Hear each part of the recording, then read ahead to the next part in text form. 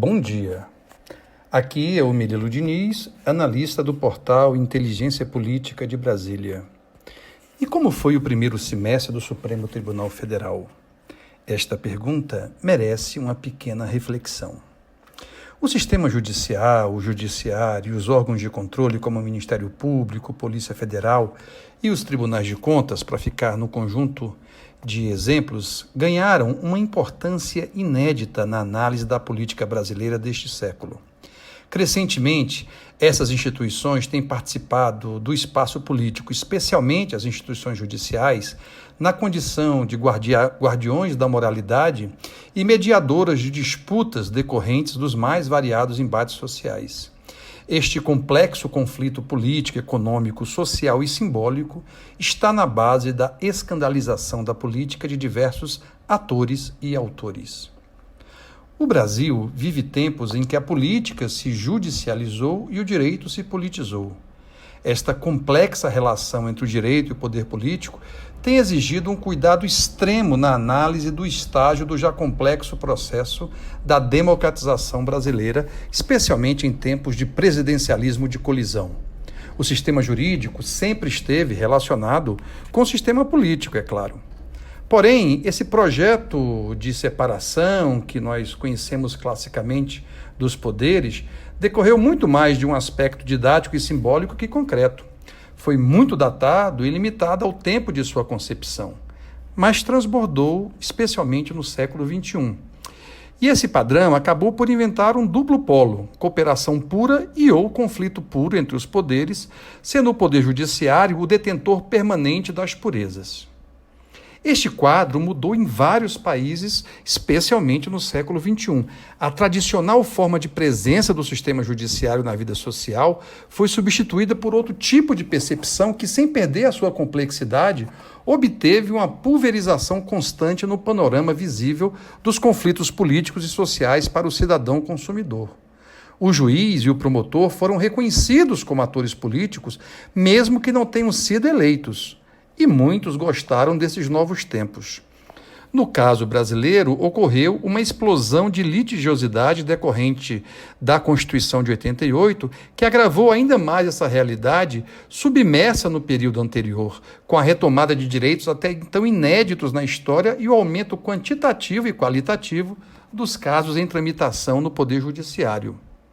A magistratura, por vezes ator coletivo ou ator singular, a depender do caso, do problema ou da percepção do público, aumentou muito a exposição pública com o crescimento exponencial dos problemas do próprio modelo de sistema, seja em decorrência do conteúdo das decisões, seja por conta do aprofundamento do debate sobre a validade ou sobre a coerência das manifestações judiciais, seja ainda sobre os seus salários e os ganhos dos membros desta elite. Seja também face aos desequilíbrios que acometem qualquer organização, deflagrando um amplo processo de discussão que, não sem certa razão, envereda em temas mais largos como as relações entre justiça e direito.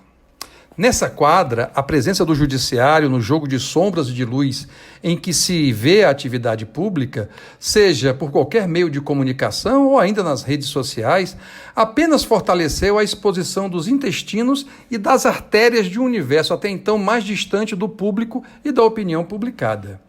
Esta realidade não tem volta. Não há mais um porto seguro onde se possa viver. A privacidade, o último bastião do indivíduo, desapareceu e muitos ainda não se deram conta que isso é uma característica de nossos tempos, ou outro nome para inferno. E como tudo que não tem solução, isso não é mais um problema. Se correr, o bicho pega e se ficar, o bicho come. Dito isso, voltemos um pouco ao balanço do Poder Judiciário neste primeiro semestre de 2009, especialmente do Supremo Tribunal Federal.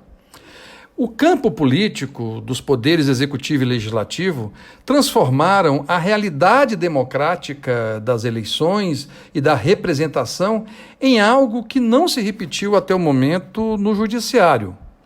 A simples mudança do quadro do sistema jurídico não foi apenas decorrente do fato de que o presidencialismo de coalizão desapareceu e vem surgindo um presidencialismo de colisão cada vez mais forte. Este novo quadro político colocou o Supremo dentro de uma guerra e de várias batalhas que acabou virando o seu cotidiano. E para isso há duas razões. Ele perdeu, o Supremo, muito controle e muito poder externo em 2019, exatamente porque há uma virada nessa perspectiva, onde o controle se volta contra o próprio Supremo. Ou seja, há uma demanda por maior controle dessa instituição. Mas, ao mesmo tempo, ele ganhou o Supremo uma relativa unidade interna, o que pode ajudar no projeto de manter seu papel na política brasileira. Desde que o deputado Eduardo Bolsonaro, filho do presidente da República, afirmou que para fechar o Supremo bastavam um cabo e um soldado, os ministros da Corte têm olhado de maneira ressabiada para o governo. É claro que o relacionamento deverá melhorar um pouco, pois o presidente do Supremo Tribunal Federal, o ministro Dias Toffoli, realmente está empenhado de maneira decisiva a desarmar esse climão. E, do outro lado, as questões de enfrentamento entre o Supremo e o Congresso, mesmo que persista, exige, de alguma maneira, uma superação. Mas muita água ainda vai rolar por debaixo dessa ponte.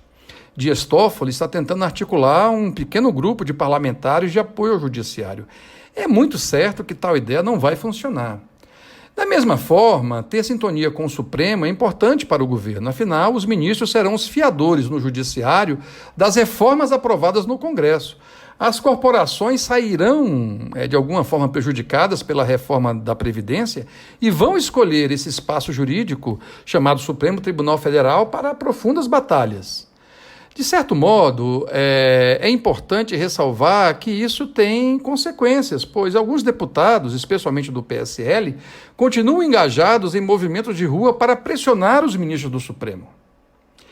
De forma mais complexa, uma recente decisão do próprio ministro Dias Toffoli, da semana passada, que suspendeu casos de repasse de informações por parte do COAF, o Conselho de Controle de Atividades Financeiras, da própria Receita Federal e do Banco Central para o Ministério Público e para as polícias sem passar pelo controle judicial, demonstra o pequeno exemplo de uma pauta que será cada vez mais complexa e tensa. Qual é a tendência? O judiciário continuará amassando o pão que os demais poderes vão comer com ampla cobertura nos meios de comunicação social, além de se atribuir um poder relativamente moderador, perspectiva que pode dar uma certa liga nos tribunais, especialmente nas 11 ilhas que hoje formam o Supremo. Este poderá vir a ser um arquipélago ou manter o isolamento insular de agora. O segundo semestre promete. Agosto será um mês quente, não apenas na temperatura do Planalto Central. Informação é nada sem inteligência. Vocês escutam Justiça Cega de Zé Ramalho.